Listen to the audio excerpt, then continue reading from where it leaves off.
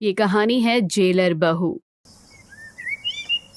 राज के हाथ पैर बंधे हुए हैं, उसके मुंह पर पट्टी है और वो घबरा रहा है। सामने देखता है उसकी बीवी पुलिस की ड्रेस में डंडा लेकर खड़ी है और उसे डंडे मारने ही वाली होती है कि राज नींद से जाग जाता है। वो एक दिन डरावना सपना देख रहा था। हे भगवान, अब तो मुझे मेरी बीवी सपनों में भी आकर डराने लगी है। मेरा तो जीना मुश्किल कर रखा है। कामिनी ने मेरी मति मारी गई थी जो मैंने एक जेलर से शादी कर ली। तभी कामिनी के चिल्लाने की आवाज आती है। राज और ज्यादा डर जाता है और दौड़कर बाहर जाता है। राज राज ये क्या हालत बना रखी है घर की? क्या हो गया? क्यों चिल्ला रही हो? चिल्लाओ नहीं तो और क्या करूं? अरे ये घर है, ये कबाड़ खाना। तुमने तो घर की हालत जेल से भी ज्यादा खराब कर रखी है। मैं नौकरी पर जाती हूँ तो क्या तुम थोड़ा सा घर नहीं देख सकते? ये देखो, सोफे पर कपड़े पड़े हुए हैं, सोफे के नीचे कचरा पड़ा हुआ है। तुम नौकरी पर जाती हो तो मैं भी तो ऑफिस जाता हूँ ना कामिनी। तुम्हारे व्यवहार की वजह से काम वाली भी नहीं टिकती है। अब मैं क्या करूँ, तुम ही बताओ। तुम तो कुछ नहीं कर सकते, मुझे ही कुछ काम करने वाली ढूंढनी पड़ेगी। अच्छा, मैं ड्यूटी पर जा रही हूँ। आज खाना नहीं बनाया है, खुद बना लेना या बाहर से लेकर खा लेना। कामिनी इतना बोलकर चली जाती है। अगले दिन कामिनी काम वाली को लेकर आती है और उससे काम करवा रही है। अच्छे से झाड़ू निकालना, सोफे के नीचे से भी कचरा निकालो। हाँ दीदी, कर तो रही हूँ। अब क्या आप मेरे सिर पर खड़ी ही रहोगी? वो तो मुझे खड़ा ही रहना पड़ेगा, वरना तुम तो काम चोरी कर लोगी। रज्जू किचन में बर्तन धो रही होती है और कामिनी उसके पीछे ही खड़ी है। ये बात रज्जू को अच्छी नहीं लगती। तभी वहाँ राज भी आ जाता है। कैसे बर्तन धो रही हो? वो देखो, ग्लास में साबुन लगा है। कामिनी, उसे करने दो उसका काम। तुम ऐसे कब तक उसके पीछे पीछे लगी रहोगी? उसे समझाना तो पड़ेगा ना कि काम कैसे करते हैं, वरना ये तो अपने मन के हिसाब से ही कुछ भी करके चली जाएगी। अरे दीदी, मैं पिछले 10 साल से काम कर रही हूँ और पता नहीं कितने ही घरों में काम कर चुकी हूँ। मुझे पता है काम कैसे करते हैं। आप क्यों इतना टेंशन ले रही हो? टेंशन तो लेना ही पड़ेगा, वरना हम तो ड्यूटी चले जाएंगे और तुम अपने मन के हिसाब से सारा काम करके चली जाओगी। ये देखो, तुमने बर्तन ठीक से नहीं धोए हैं, ये थाली अभी भी गंदी है। रज्जू बर्तन पटकती है और गुस्से में कामिनी से बोलती है, दीदी ऐसे तो मुझसे काम नहीं हो पाएगा। आप जेलर हैं तो अपनी जेल में हुक्म चलाया करे। ऐसे मुझ पर हुक्म चलाओगी तो मैं काम नहीं कर पाऊंगी। जा रही हूँ मैं, कोई और बाई ढूंढ लेना। हाँ। रज्जू आधा काम छोड़कर चली जाती है। राज कामिनी का मुंह देख रहा है। कहा था ना मैंने, ज्यादा रोक टोक मत करो वरना वो बाई भी चली जाएगी। अब देखो वही हुआ। ये हुक्म तुम अपनी ड्यूटी पर चलाया करो, घर पर नहीं, वरना कोई भी बाई काम करने नहीं आएगी।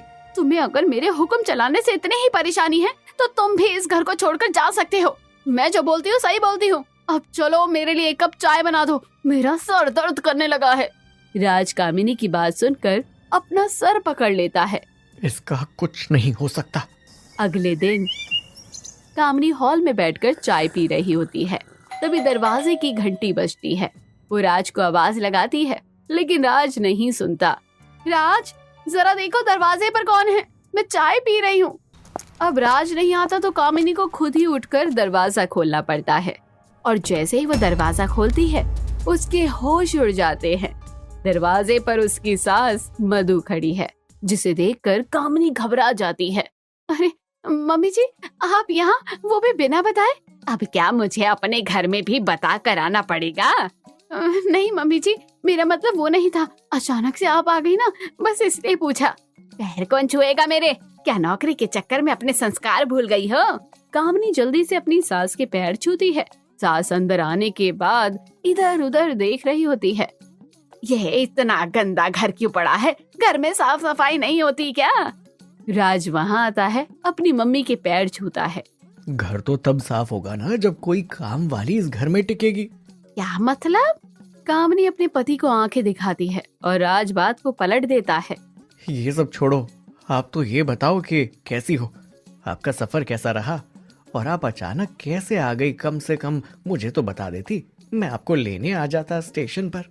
मैंने सोचा क्यों ना अपने बच्चों को सरप्राइज दिया जाए, इसलिए बस बिना बताए आ गई हूँ। बता, आज ऑफिस नहीं जाना क्या तुझे? आज तो संडे है ना मम्मी, हम दोनों की छुट्टी है। अच्छा, हाँ मैं तो भूल ही गई थी आज संडे है। चलो ये तो बहुत ही अच्छा हुआ, आज अपने बहू के हाथों से अच्छे अच्छे पकवान खाऊंगी। हाँ हाँ मम्मी, क्यों नहीं।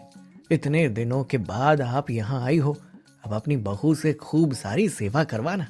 ये बात सुनकर कामिनी के चेहरे पर गुस्सा आ जाता है और वो राज को आंखें दिखाती है, लेकिन अपनी सास के सामने कुछ नहीं बोल पाती। कामिनी किचन में अपनी सास के लिए खाना बना रही है, तभी वहाँ राज आता है। सुनो जरा, तेल मसाला सब्जी में कम डालना, मम्मी को ज्यादा तेल मसाला सूट नहीं करता है। हाँ पता है मुझे, ज्यादा ऑर्डर देने की जरूरत नहीं है। अरे मैं ऑर्डर कहाँ दे रहा हूँ, मैं तो बस बता रहा हूँ, वरना बाद में मम्मी तुम्हें ये बातें सुनाएगी तो मुझ पर तुम गुस्सा मत करना। अगले दिन मधु हॉल में बैठकर नाश्ता कर रही होती है और अपनी बहू से कहती है, कामिनी तुम ऐसा करो, 2-4 दिन की छुट्टी ले लो। मैं तो बस कुछ ही दिन के लिए आई हूँ, तुम्हारे साथ रह लूंगी, वरना तुम नौकरी पर चली जाओगी तो मैं दिन भर यहाँ क्या करूँगी।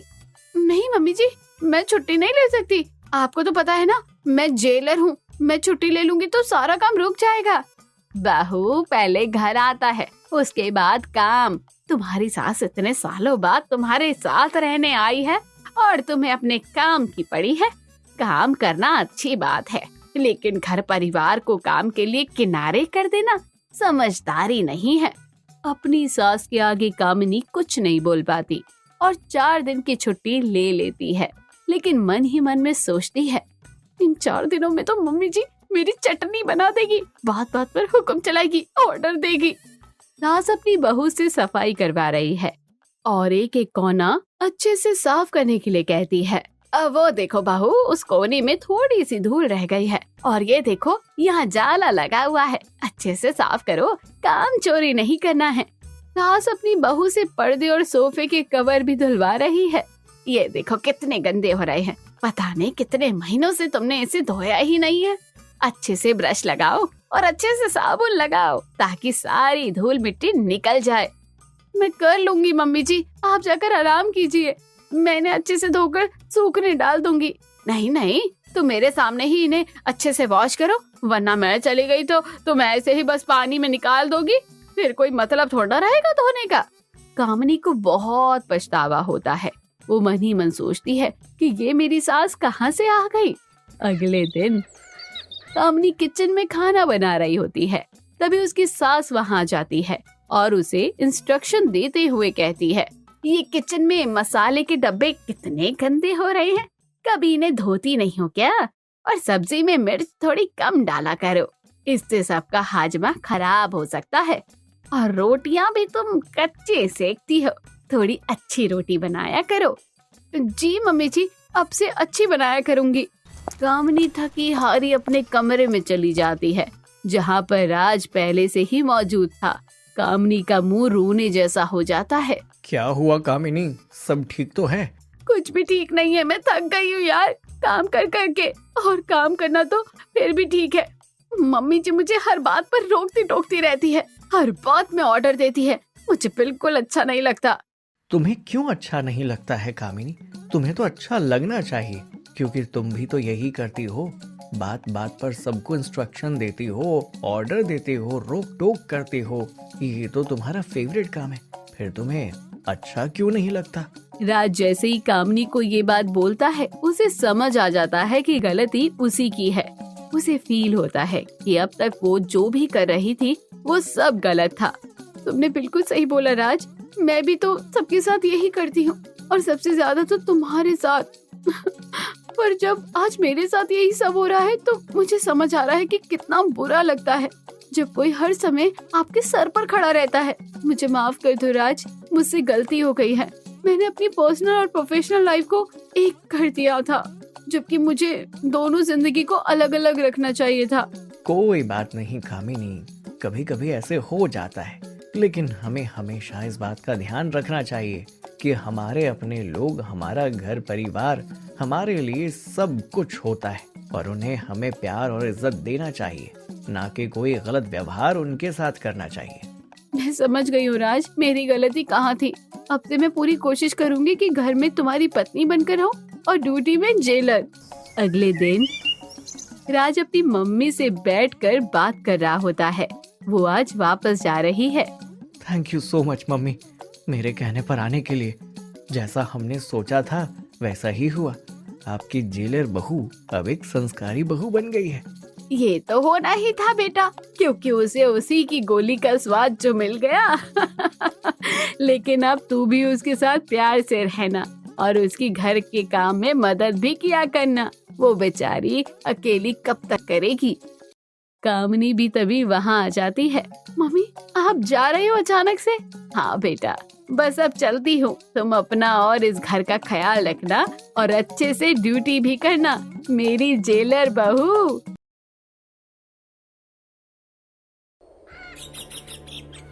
सोनम यहाँ बैठे बैठे क्या कर रही है? जाकर रात के खाने की तैयारी कर, तेरे पापा और भैया आने वाले होंगे। क्या माँ, मैं सुबह से काम करते करते थक चुकी हूँ, मेरा मन नहीं है अब खाना बनाने का। तो क्या इस उम्र में मैं सारे काम करूँ? तेरे होते हुए भी मुझे खाना बनाने की जरूरत है अब। अगर घर में भाभी होती तो मुझे भी जरूरत नहीं थी ऐसे रोज रोज काम करने की। भैया की शादी हो जाने के बाद भी भाभी को नहीं बल्कि मुझे ही ये घर संभालना पड़ रहा है। हाँ हाँ जानती हूँ, मगर क्या करूँ, अपनी बहू की आदत से तो मैं भी परेशान हूँ। मैं भी अपनी बहू को बड़े अरमानों के साथ लाई थी, मगर ये बहू तो ससुराल में रहती ही नहीं है। आप कुछ करिए माँ, कुछ भी करिए, लेकिन भाभी को घर बुलाइए। शादी के बाद भी हमेशा अपने मायके में रहना अच्छा नहीं होता। ये तो मैं भी जानती हूँ सोनम, तेरी भाभी को ससुराल में रोकने के लिए कुछ ना कुछ तो करना ही पड़ेगा। तब तक तू खाना तो बना दे। ठीक है माँ। कुसुम फोन पर। हेलो सुनीता बहन। जी जी कुसुम बहन जी, और कैसी है आप? मैं ठीक हूँ, और आपके घर में सब कैसे हैं? सब बढ़िया है बहन जी। कैसे फोन किया आज आपने? बहन जी, आप तो जानती ही है कि मैं निशा को बहुत दिन हो गए हैं अपने मायके में रहते रहते, अब तो उसे ससुराल आ ही जाना चाहिए। मैं समझती हूँ बहन जी, आप सही कह रही है, लेकिन मैं भी क्या करूँ? निशा जिद पकड़ कर बैठी है कि उसे अपने कमरे में एसी चाहिए तो चाहिए। आप घर में एसी लगवा लीजिए तो निशा भी अपने ससुराल वापस आ जाएगी। आप निशा को उसके ससुराल भेज दीजिए। इस बार सोनम के पापा को बोनस मिलेगा तो हम घर में एसी लगवा देंगे। रुकिए, मैं निशा से बात करके अभी बताती हूँ। कुसुम सुनीता के जवाब का इंतजार करती है। हाँ तो बताइए सुनीता जी, क्या कह रही है निशा? निशा कह रही है कि जब एसी आएगा तो वो भी अपने ससुराल आ जाएगी। अच्छा चलिए ठीक है, मैं कोशिश करती हूँ कि घर में बहू के लिए जल्द से जल्द एसी लग ही जाए। अच्छा तो बहन जी नमस्ते।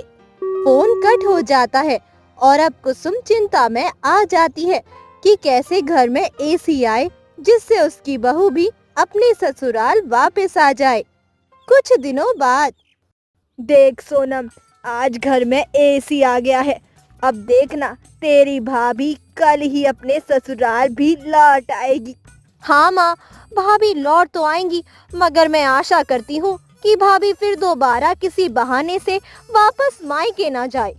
बहू की फरमाइश को पूरा करने के लिए घर में एसी आ जाता है, जिसकी खुशखबरी कुसुम अपने समधन के घर फोन करके बताती है।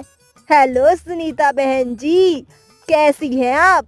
आपको एक खुशखबरी देनी है, घर में एसी आ चुका है। अब आप जल्दी से निशा से कहिए कि वो अपने ससुराल लौट आए। ये तो आपने अच्छी खबरें सुनाई है, मैं कल ही निशा को ससुराल भेज दूंगी। ठीक है बहन जी। अगले दिन निशा अपने ससुराल वापस आ जाती है, जिसे देखकर कुसुम काफी खुश हो जाती है। आ गई मेरी बहू निशा, देख हमने तेरे कहने पर एसी लगवा दिया है, अब तू यहाँ आराम से रह सकती है। जी माँ जी, मैं कोशिश करूँगी। देख सोनम, आ गई तेरी भाभी। अब तुझे घर के कामों की चिंता नहीं करनी पड़ेगी। निशा बहू, तू अब घर संभाल लेगी ना?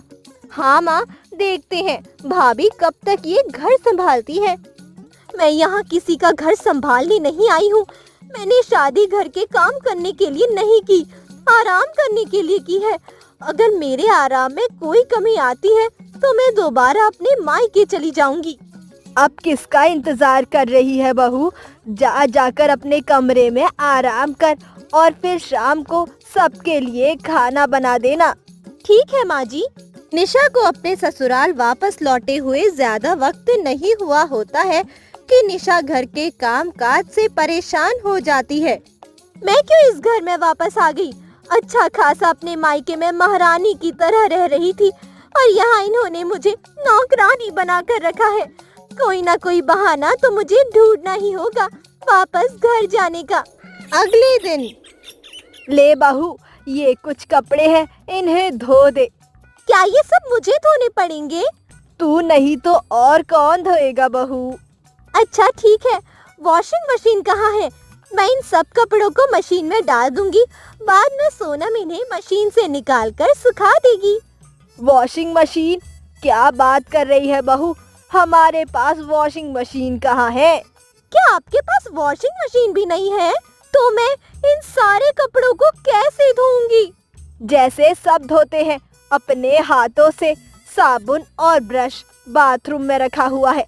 जा, अब जाकर देर मत कर। नहीं, मैं इतने सारे कपड़े नहीं धो सकती। आप वॉशिंग मशीन मंगा लीजिए, नहीं तो मैं अपने मायके वापस चली जाऊंगी। कल ही तो आई है अपने मायके से और अब दोबारा मायके जाने की बात कर रही है। हाँ, अब आप देख लीजिए क्या करना है। अरे बहू, इसी महीने तो हमने घर में एसी लगवाई है। अभी इतने पैसे हमारे पास नहीं है कि आज ही हम तेरे लिए वॉशिंग मशीन भी ले आए। तो ठीक है, मैं अपने मायके वापस चली जाती हूँ। जब आपके घर में वॉशिंग मशीन आ जाए तो मुझे फोन करके बुला लेना। अरे सुन तो बहू, रुक जा। शादी के बाद ऐसे बार बार मायके नहीं जाते। निशा एक बार फिर अपने मायके वापस चली गई और कुसुम की लाख कोशिशों के बाद भी नहीं रुकी। फिर से चली गई भाभी। मुझे तो पता ही था ये इस बार भी नहीं रुकने वाली है। जब से शादी होकर आई है, एक हफ्ता भी अपने ससुराल में नहीं रुकी है। शादी होने के बाद भी अपने मायके में ही रहती है। मैं क्या करूं इसका? मुझे भी कुछ समझ नहीं आ रहा। इसके तो पैर ससुराल में टिक ही नहीं रहे हैं। मैंने तो आपसे पहले ही कहा था माँ, इतने बड़े घर की लड़की को अपने घर की बहू मत बनाओ। भाभी के घर में 4 नौकर लगे हैं, उन्हें अपने घर में काम करने की आदत नहीं पड़ी है, इसीलिए ससुराल में काम से तो बचना ही चाहेंगी ना। ये तो तू ठीक कह रही है, लेकिन अब जो होना था सो हो गया। अब मैं ऐसा क्या करूं जो मेरी बहू के पैर अपने ससुराल में टिक जाए। माँ, मेरे पास एक आइडिया है। क्या आइडिया है? बता। भाभी इस घर में काम करने की वजह से ही नहीं आ रही है, इसलिए उन्हें घर में बुलाने के लिए मेरे पास बहुत अच्छी तरकीब है। आप बस भाभी के मायके में फोन मिलाइए और जो मैं कहूँ आप वही भाभी की माँ से कहना। अच्छा ठीक है, मैं बहू के मायके फोन करती हूँ। कुसुम फोन मिलाती है और सुनीता जी से बात करती है। हेलो बहन जी, मुझे आपसे बहुत जरूरी बात करनी है। जी जी, कहिए बहन जी। आज तो आप बड़े गुस्से में लग रही है। सब ठीक तो है ना? शादी के बाद भी अगर बहू अपने मायके नहीं ससुराल में रहेगी तो सब ठीक कैसे हो सकता है? आप ही बताइए। लेकिन क्या करे, निशा भी तो जिद पकड़ लेती है, अभी नादान है जरा। हाँ, तो अब अपनी बेटी निशा से कह देना कि मैंने भी जिद पकड़ ली है। कल ये अपने मायके वापस नहीं आई तो मैं अपने बेटे की शादी कहीं और करा दूंगी और इस घर के लिए नई बहू ले आऊंगी, जिसके बाद ये हमेशा हमेशा के लिए अपने मायके में रह सकती है। कुसुम की ये धमकी सुनकर सुनीता एक बार को घबरा जाती है। अरे ये क्या कह रही है आप? शांत होकर सोचिए, बच्चों के लिए फैसला लेना सही नहीं है। तो क्या जो फैसला आपकी बेटी करती है वो सही है। अब मैं कुछ नहीं जानती। और हाँ, आपकी बेटी अपने ससुराल में काम नहीं करना चाहती तो इसके लिए आप एक नौकर भी भिजवा देना, नहीं तो ये दोबारा किसी बहाने से अपने मायके चली जाएगी। मैं एक बार निशा से बात करके देखती हूँ। अब आपको जो करना है वो करिए, लेकिन अगर कल निशा अपने ससुराल नहीं आई तो मैं जरूर अपने बेटे के लिए नई दुल्हन ढूंढने चली जाऊंगी। दुनिया में लड़कियों की कमी नहीं है। नमस्ते। इतना कहकर कुसुम फोन रख देती है और एक माँ होने के नाते सुनीता अपनी बेटी की शादी को लेकर टेंशन में आ जाती है। अगले दिन, क्या लगता है तुझे बहू वापस आ जाएगी? आप देखना, भाभी भी आएंगी और साथ में घर के लिए नौकर भी लाएंगी। तभी घर की डोर बेल बजती है। देखिए माँ, कौन आया है? भाभी आ गई और उनके साथ में और कोई भी है। और कौन है? माँ जी, ये हमारे घर की नौकरानी है और आज से ये इस घर में काम करेंगी। अच्छा, और तू अब कितने दिनों के लिए यहाँ आई है? क्या बात करी है माँ जी, अब तो मैं यहीं रहूंगी। अब मैं कहीं नहीं जाने वाली माँ जी।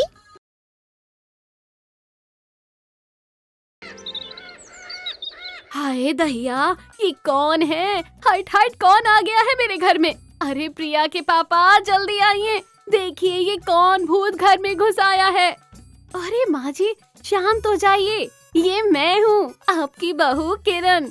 डरिए मत, मैं ही हूँ किरण। किरण, ये क्या थोप रखा है तूने मुंह पर? कोई भी देखेगा तुझे तो डर ही जाएगा। माँ जी, ये एक्सपेंसिव फेस पैक है, इससे स्किन ग्लो करती है। इससे स्किन ग्लो करे या ना करे, लेकिन आज तेरे इस फेस पैक की वजह से मेरी तो जान ही निकल जाती। आज के बाद मेरे सामने ऐसे भूत बनकर मत आना। ये सब चीजें अपने कमरे में ही बैठकर लगाया कर। अच्छा अच्छा, ठीक है माँ जी। सुनीता की बहू किरण को सजने संवरने का बहुत शौक था। वो आए दिन स्किन केयर करती रहती थी और बहुत मेकअप भी करती थी। भाभी, आज आप कहाँ जा रही हैं? मैं तो कहीं नहीं जा रही प्रिया। तुम्हें ऐसा क्यों लग रहा है कि मैं कहीं जा रही हूँ? भाभी, आपने आज इतना मेकअप जो कर रखा है, ऐसा लग रहा है जैसे आप किसी पार्टी में जाने वाली हो। ओह नहीं नहीं, मैं तो घर में ही हूँ, और घर में भी तो सुंदर बनकर रहना चाहिए कि नहीं? घर में तो इतना सारा मेकअप करने की क्या जरूरत है भाभी? घर में तो सिंपल भी रहा जा सकता है। तुम नहीं समझोगी, जाने दो। भाभी, खाना बन गया आज का? मैं तुमसे यही कहने वाली थी प्रिया कि आज का खाना तुम ही बना लो। किचन में काम करने से मेरा मेकअप खराब हो जाएगा। तो फिर इतना मेकअप आपने किया ही क्यों है भाभी? अच्छा बताइए, घर की साफ सफाई तो आपने कर ही दी होगी। साफ सफाई? तुम्हारा दिमाग तो ठीक है, मैं साफ सफाई करूंगी? हाँ, पता है कितनी धूल और बैक्टीरिया मेरे फेस पर लग सकते हैं। मैं इन सब कामों से दूर रहना ही पसंद करती हूँ। तो फिर ये सब काम कौन करेगा भाभी? तुम करोगी, और कौन करेगा? वैसे भी तुम्हें तो अच्छे से रहना आता नहीं, और ना ही तुम्हें अपनी स्किन का ख्याल रखना होता है, इसलिए तुम घर का काम ही कर लो, यही बेहतर होगा। चलो, मैं अपने कमरे में आराम करने जा रही हूँ। मैं ज्यादा बात करूंगी तो मेरे फेस पर लाइन आ जाएगी। इतना कहकर किरण वहाँ से चली जाती है और प्रिया को मजबूरन घर का सारा काम करना पड़ता है। अब बहुत हो गया भाभी के नखरे, ऐसा नहीं चलेगा। घर में मेकअप करके सारा दिन आराम फरमाती है। आज तो मैं माँ से भाभी की शिकायत करके रहूंगी। प्रिया अपनी माँ के पास जाती है और भाभी की वो सारी बातें बताती है, जिन वजह से प्रिया को घर का सारा काम अकेले ही संभालना पड़ रहा है। किरण की आदत से तो मैं भी परेशान हो चुकी हूँ। हर समय बस अपनी सुंदरता को ही निखारने में लगी रहती है। घर की जिम्मेदारी तो जैसे वो भूल ही गई है। पर मैं भी क्या करूं, उसे समझाकर थक चुकी हूं मैं, लेकिन वो समझती ही नहीं। अब मैंने भी उसे समझाना छोड़ दिया है। तू भी जाने दे बेटा। लेकिन माँ, मैं पड़ोस वाली शर्मा बहन जी के पास जा रही हूँ। मेरा समय खराब मत कर अब, और जल्द से जल्द घर का काम निपटा ले। इतना कहकर सुनीता वहाँ से चली जाती है और प्रिया एक बार फिर घर के कामों के बीच में फंस जाती है। अरे मेरी ये रेड लिपस्टिक तो खत्म हो गई और ये फाउंडेशन भी खत्म होने जा रहा है। तुम क्या रात में भी मेकअप करके सोती हो? आप चुप हो जाइए और मेरे मेकअप के बीच में मत आइए। अच्छा ठीक है, मैं सोने जा रहा हूँ। कहीं आप नाराज तो नहीं हो गए? अच्छा मुझे माफ कर दीजिए। नहीं, मैं तुमसे नाराज नहीं हूँ। तुम अपना मेकअप करो, मुझे तो बहुत तेज नींद आ रही है। अरे सुनिए तो, थोड़ी देर बाद सो जाना, पहले मेरी बात तो सुन लीजिए। क्या कोई जरूरी बात है? हाँ बहुत जरूरी बात है। अच्छा तो कहो फिर क्या बात है? सुनिए जी, मेरी लिपस्टिक खत्म हो गई है, प्लीज मुझे एक नई लिपस्टिक दिला दीजिए। वो मेरी फेवरेट लिपस्टिक है। तो ये है तुम्हारी जरूरी बात। एक लिपस्टिक के लिए तुमने मुझे सोने नहीं दिया? नहीं नहीं, सिर्फ लिपस्टिक की बात नहीं, मुझे एक सनस्क्रीन और फाउंडेशन भी चाहिए। प्लीज मुझे दिला दीजिए, नहीं तो आप मुझे पैसे दे दीजिए, मैं ऑनलाइन शॉपिंग कर लूंगी। अच्छा तो पूरी मेकअप किट चाहिए तुम्हें? मेकअप के अलावा तुम्हें कभी कुछ और नहीं सोचता क्या? आप ये सब बात छोड़िए, आप ये बताइए कि आप मुझे इसके लिए पैसे दे रहे हैं या फिर आप खुद मार्केट से मुझे ये सब ला कर देंगे। इन दिनों ऑफिस में बहुत ज्यादा काम है, इसलिए मुझे मार्केट जाने का टाइम ही नहीं मिलेगा। तो तुम मुझसे पैसे ले लो और ऑनलाइन अपना मेकअप का सामान मंगा लेना। अच्छा ठीक है, तो लाइए फिर 8,000 रुपए। क्या 8,000 रुपए? तुम्हारा दिमाग तो ठीक है, मेकअप के 4 सामान के लिए 8,000 रुपए क्यों चाहिए तुम्हें? मैं तो फिर भी आपसे बहुत कम पैसे ले रही हूँ गौरव जी। 2,500 की तो मेरी ब्रांडेड लिपस्टिक है, 3,000 का फाउंडेशन और 2,000 की सनस्क्रीन, और सोच रही हूँ कि 500 रुपए का एक सीरम भी खरीद लूँ। एक मामूली लिपस्टिक तो 200 रुपए की भी मिल जाती है। तुम ऐसी कौन सी लिपस्टिक ले रही हो जो 2,500 की? देखिए जी, मैं कोई ऐसा वैसा मेकअप इस्तेमाल नहीं करती, मेरे सारे मेकअप प्रोडक्ट अच्छी कंपनी के हैं, इसलिए थोड़े से महंगे हैं। आप जल्दी से पैसे दे दीजिए बस। तुम्हारा मेकअप किसी दिन मुझे कंगाल ना कर दे। थोड़ा मेकअप पर खर्चा करना कम कर दो। गौरव की बातें सुनकर किरण गुस्से से मुंह फुलाकर बैठ जाती है। अच्छा ठीक है, मैं तुम्हें 8,000 रुपए देता हूँ तुम्हारे मेकअप के सामान के लिए, लेकिन एक शर्त पर। अगले 3 महीने तक तुम अपने मेकअप पर 1 रुपया भी खर्च नहीं करोगी। अच्छा ठीक है। ठीक है फिर, अब तो गुस्सा छोड़ दो। ठीक है, और आप अब सो जाइए, बहुत रात हो गई है। आज बहू कहीं नहीं दिखाई दे रही। प्रिया, तूने देखा अपनी भाभी को? और कहाँ होगी भाभी? अपने कमरे में बैठकर मेकअप ही लगा रही होगी। जरा देखकर तो आ, सुबह से कमरे से बाहर क्यों नहीं आई है ये? अच्छा ठीक है माँ। प्रिया किरण के कमरे में जाती है। आप यहाँ क्या कर रही हैं भाभी?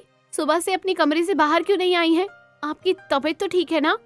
हाँ हाँ, मेरी तबीयत ठीक है और मैं थोड़ी देर में बाहर आ जाऊंगी। वो तो ठीक है, मगर आप दीवार की तरफ देखकर क्यों बात कर रही हैं? मेरी तरफ देखकर बोलिए। मुझे तुमसे जो कहना था मैंने कह दिया है, अब तुम कमरे से बाहर जा सकती हो प्रिया। किरण प्रिया से मुंह छिपाकर बात कर रही थी। अपनी भाभी की यह हरकत प्रिया को थोड़ी अजीब लगती है। कुछ तो गड़बड़ है, ये जानना ही पड़ेगा कि आखिर भाभी मुझसे मुंह क्यों छुपा रही है। ऐसा सोचकर प्रिया अचानक भाभी के सामने आ ही जाती है, और जैसे ही प्रिया अपनी भाभी का चेहरा देखती है, उसकी हंसी रुके से भी नहीं रुकती है। भाभी, आपकी शक्ल, भाभी आपका ये चेहरा कैसा हो गया? ये आपके चेहरे को क्या हो गया? बिल्कुल बंदर जैसी लग रही हो आप। माफ करना भाभी, मगर हाँ, मेरी हंसी नहीं रुक रही है। प्रिया के हंसते हंसते पेट में दर्द हो जाता है और प्रिया अपनी माँ को अपनी भाभी के कमरे में बुला लेती है। माँ, जरा आकर देखिए तो भाभी को क्या हुआ है। माँ जल्दी आइए। प्रिया की आवाज सुनकर सुनीता भागी भागी किरण के कमरे में जाती है। क्या हो गया मेरी बहू को? सब सही तो है? मैं ठीक हूँ माँ जी, कुछ नहीं हुआ है। तो इधर देखकर बात करना बहू। माँ, भाभी आपको चेहरा नहीं दिखाएंगी, आप ही इधर आकर भाभी का चेहरा देख लो। ऐसा क्या हो गया इसे जो ये सबसे चेहरा छुपा रही है? जब सुनीता भी किरण का चेहरा देखती है तो वो भी हंसी से लोटपोट हो जाती है। बाहू, आज ये कौन सा नया मेकअप कर लिया तूने? हमने तो आज तक नहीं देखा। माँ जी, मैंने एक नया फेस पैक ट्राई किया था और उसे लगाने के बाद बाहू, ये तो तेरे ज्यादा मेकअप करने का साइड इफेक्ट है। किरण को देखकर प्रिया और सुनीता खूब हंसते हैं और बेचारी किरण अपना चेहरा सबसे छुपाए फिरती रहती है। और इस दिन के बाद से किरण का ज्यादा मेकअप करने का क्रेज भी थोड़ा कम हो जाता है।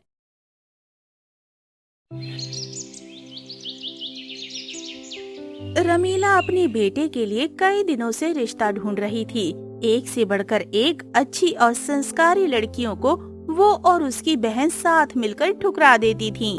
हर लड़की में उन्हें कोई न कोई कमी लगती थी, मानो उनके लिए आसमान से एक परी उतरकर आने वाली हो और उसके घर को स्वर्ग बना देने वाली हो। जब भी कोई रिश्ता आता, रमीला और उसकी बहन रंभा मिलकर मेहमान जाने के बाद उनकी बुराइयां करती। कितनी नाटी लड़की थी, उससे शादी करेगा मेरा बेटा तो बच्चे तो छोटे छोटे होंगे, कहीं बिल में घुस जाएंगे, पता भी नहीं चलेगा। ठीक कहती हो बहना, आजकल के माँ बाप अपने बच्चों को कैसे पाल रहे हैं पता नहीं चल रहा। ना तो खाने पीने का ढंग आता है, ना ही रहन सहन के बारे में कुछ पता होता है। ऐसे ही चलता रहा और एक दिन एक सेक्सी लड़की का रिश्ता आया। वो वन पीस में बैठी स्टाइल कर रही थी और बहुत सुंदर मेकअप भी लगाया था। उसे भी रमीला ने अपने बेटे मोहन के लिए रिजेक्ट कर दिया, ये बोलकर कि हे भगवान, ये तो चलती फिरती अंगारी है, पता नहीं ऐसे कपड़े पहनकर कितनों की बुरी नजर अपने पर लेती होगी। रहने दे बहन, इससे शादी कर दी मोहन की तो पता नहीं रोज कितने मेहमान आएंगे और कितने आशिक इसके घूमते रहेंगे। मोहन के लिए तो एक संस्कारी और सुशील लड़की ही ढूंढो। ऐसे ही चलता रहा और एक दिन तो मोहन को भी गुस्सा आ गया। माँ, मुझे शादी नहीं करनी है, आप मेरे लिए कोई लड़की मत ढूंढना, नहीं तो मैं अपनी ओर से ही ना कह दूंगा, क्योंकि तुम्हें हर लड़की में कोई ना कोई कमी दिखती है। लेकिन उन्हें क्या पता था कि जिस लड़की को रमीला ने बहुत कुछ सुना दिया था, जो फैशन करती थी, उसे बात दिल पर आ लगी थी। उसने अपनी एक कोठे वाली सहेली को ये बात बताई। यार कामिनी एक बुढ़िया है, उसे सबक सिखाना है। क्यों, क्या हुआ, किसे सबक सिखाना है? ऐसा है कि एक मोहन नाम का लड़का है, फालतू सा, लेकिन उसके घर से मेरे लिए रिश्ता आया था। अब मेरी स्टाइल और सेक्सी फिगर को देखकर उसकी माँ ने मुझे ठुकरा दिया। चलो वो तो अच्छा ही हुआ, लेकिन उसके घर ना तो अच्छा पैसा है, ना मोहन में कुछ है, और ऊपर से वो लोग अनपढ़ गंवार जैसे मेरी जैसी लड़की की बेइज्जती करते हैं। तो तू क्या चाहती है? देख, तो शादी करना नहीं चाहती, लेकिन इस कोठे से अच्छा वो घर है, तो उनके घर की बहू बन जा। फिर दोनों ने प्लान बनाया और एक रिश्तेदार के यहाँ से रिश्ता भेजा, तो कामिनी अकेले ही मिलने आई। रमीला कामिनी को देखकर दंग रह गई, क्योंकि वो हट्टी कट्टी, हॉट, सेक्सी, साड़ी में सुंदर लग रही और संस्कारों वाली दिख रही थी। तुम्हारे मम्मी पापा? वो एक कार एक्सीडेंट में मर गए। मैं अब अकेली रहती हूँ और काम करके घर चलाती हूँ। अरे वाह, मानो ये हमारे घर की बहू बनने के लिए ही बनी है। हाँ बेटा, तुम्हें खाना बनाना तो आता है ना? दोनों को पता नहीं था कामिनी क्या काम करती है। फिर कामिनी को देखकर मोहन की तो लार टपकने लगी और उसने शादी के लिए हाँ कर दी। दोनों की शादी हो गई और शादी की पहली रात को तुम शर्मा तो नहीं रही हो ना कि हमारी सुहागरात है? अरे इसमें शर्म कैसी, मैं तो बस ये देखने जा रही हूँ आप प्यार कैसे करेंगे। मतलब? अरे मेरा मतलब, देखो तुम्हें तो पता ही है कि मैं काम करके घर चलाती हूँ, तो ये भी मेरे लिए एक काम करने जैसा है ना। मोहन को कुछ शक तो हुआ, उसकी बातें इतनी बोल्ड और नॉटी थी, लेकिन वो एक्साइटमेंट में सेक्सी बातें सुनकर कामिनी पर टूट पड़ा।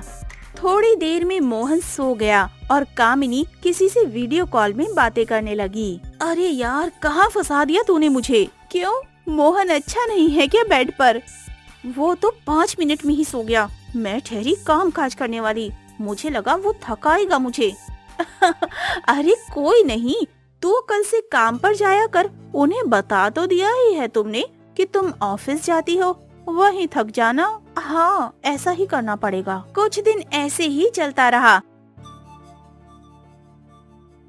रोजाना मोहन के जाते ही बहू काम पर जाने लगी, छोटे कपड़े और सेक्सी हेयर स्टाइल भी करने लगी। लेकिन एक दिन उसको छोटे कपड़े पैक करते हुए उसकी सास ने देख लिया। बेटा, ये कपड़े क्यों पैक कर रही हो और इन कपड़ों में कहाँ जा रही हो? कामिनी घबरा गई, लेकिन फिर वो ध्यान से समझाने लगी। अरे मम्मी जी, वो मैंने आपको बताया था ना कि मैं कभी ब्यूटी पार्लर, कभी बेकरी, कभी सब्जी मंडी में जाना पड़ता है, तो कपड़े काम पर खराब हो जाए तो बदलने पड़ते हैं ना। और आज थोड़ी गर्मी लग रही है तो 1 पीस पहन लिया। ऐसा बोलकर जल्दी से वो घर से निकल गई। उसी वक्त रंभा आ गई।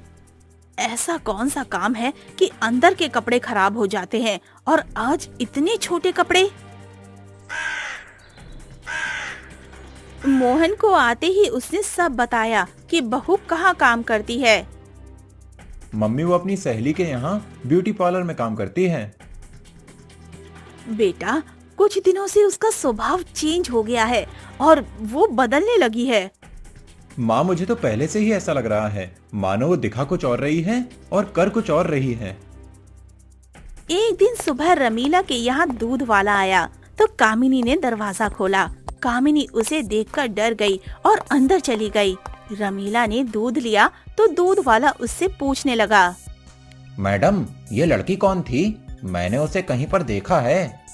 वो तो मेरी बहू है। क्यों? ओके। दूध वाला ओके कहकर चला जाता है। अरे वो कौन थी? वो सोचता रहा और उसे याद आ गया कि अरे वो तो मुन्नी के कोठे पर काम करती है। दूध वाले को समझ आ गया कि वो उसके साथ गिल्ली डंडा खेलकर आया था, लेकिन अब इस परिवार को कैसे समझाए?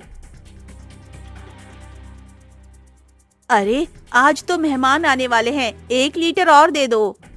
माँ जी, कल मैंने आपको पूछा था कि वो लड़की कौन थी, तो मुझे याद आ गया। अब मैं तो बता नहीं सकता। अब वो काम पर जाएगी तो आप देख लेना। रमीला सोच में पड़ गई, क्या होगा? रमीला अंदर गई और कामिनी से बात करने लगी। कामिनी अपने कपड़े पैक कर रही थी और छोटे कपड़े पहनकर डांस करते हुए लिपस्टिक लगा रही थी। बहू, तो इस तरह तैयार होकर कौन सा काम करने जा रही है? बाय बाय मम्मी जी। वो जल्दी से भाग गई। फिर सास ने सोचा उसका पीछा करती हूँ। बहू के पीछे सास भी चली गई और एक बड़े अपार्टमेंट में बहू चली गई। वहाँ लिखा था मुन्नी का कोठा। हे भगवान, क्या हो गया? ये यहाँ काम करती है? मुझे कोई सपना तो नहीं आ रहा? तब भी रमीला अपने मुंह पर एक कपड़ा पहनकर अंदर झांकने लगी तो उसकी बहू सेक्सी बिकनी पहनकर एक आदमी को बोल रही थी, चलो ना डार्लिंग, 1500 रुपए। रमीला के होश उड़ गए और वो भागने लगी। जल्दी अपने घर जाकर रोने लगी। हे राम, हे राम, इससे पहले मुझे उठा लेते, मेरे बेटे की जिंदगी खराब कर दी। उसी वक्त घंटी बजती है। रमीला अपना चेहरा ठीक करके दरवाजा खोलती है। रंभा और उनके भाई भाभी को लेकर घर आती है। थोड़ी देर में कामिनी आ जाती है, छोटी स्कर्ट पहनकर, और रमीला दरवाजा खोलती है। उसके सामने घूरती है। क्या हुआ मम्मी जी? क्या हुआ? मुंह काला करवाने जाती है रोजाना, मेरे घर की इज्जत चली गई। फिर जब कामिनी मेहमान के सामने आती है तो रमीला का भाई उसे देख लेता है और पहचान जाता है। अरे अंकल जी, पाए लागू। अरे तुम यहाँ पर काम करती हो? तुम जानते हो उसे? अरे मेरे बॉस के साथ थी, तो पता है। कामिनी भागकर अंदर चली जाती है। अब मैं क्या मुंह दिखाऊं? अरे, आप कामिनी को नहीं जानते, ये रमीला की बहू है। हैं? ये क्या बकवास है? ये तो कोठे वाली है। क्या? हाँ, ये कोठे में ही काम करती है। आज सवेरे ही मुझे दूध वाले ने बताया था।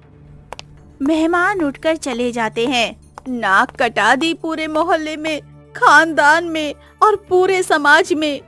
अरे तो क्या हुआ माँ जी? मैंने थोड़ी कहा था आपको मुझसे शादी करने के लिए अपने बेटे की? आपको कोई लड़की पसंद ही नहीं थी? जिसमें आप कमियां निकालती रहेंगी वो ही अच्छी होंगी।